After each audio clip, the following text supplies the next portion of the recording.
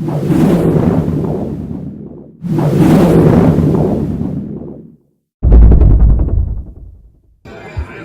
everybody.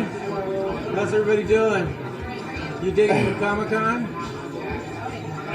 Where's everybody from? Northern California. Northern? Southern. Southern? Riverside. Kansas City. I know the quarterback.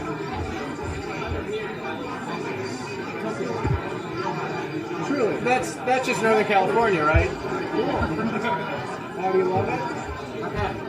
I went there and really dug it. Well, it's so clean. And I just, So we have a lot of questions we'd like to ask you. yeah, so when did you first come up with the idea for Grimm? Where's the show from? Well, where we the first season was about Nick learning what he was. Second season will be about what do I do with this knowledge and deepening the mythology of the show. So we'll delve more into what's going on in the world, base everything in a real history, and It'll be bigger, better, wilder. There'll be more, sort of more dangerous creatures coming after Nick. We're going to learn a lot about the mom and what happened in the past. He's going to learn more about the history and who's behind a lot of the foment in the world.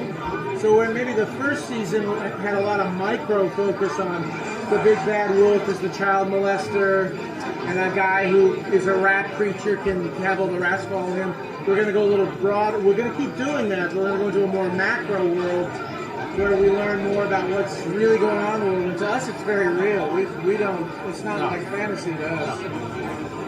it's like taking Hitler and morphing Hitler. Yeah. Hitler to us was the biggest big bad wolf of all time. In other words, how else do you explain certain aberrant behavior?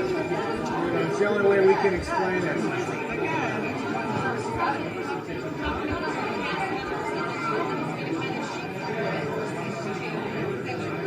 No, I wouldn't say the tone's gonna shift, would you? They lied to you.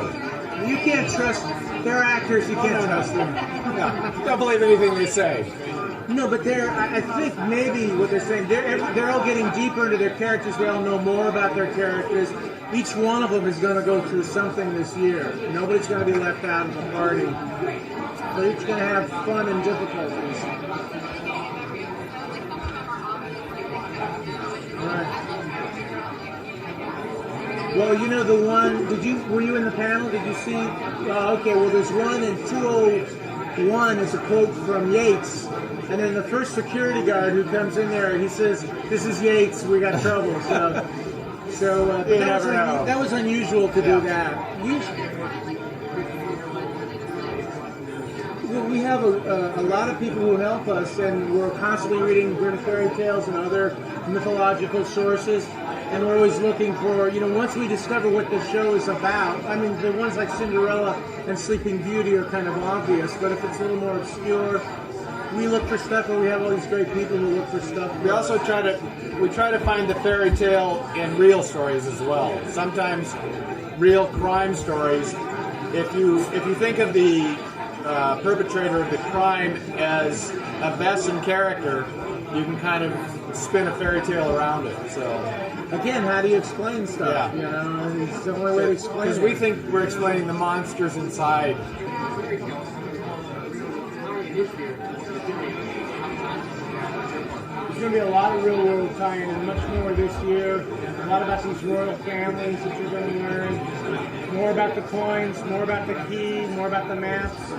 And Jim is quite a history buff. And the more it can be grounded in reality and history, the happier we are, because the denser the material gets. Yeah, even in 122, last episode, the guy, Kimura, he worked for an organization that is actually based on a real organization that did have ties to the Japanese army, that did, all that stuff is real. All the history we put in there is pretty much real stuff.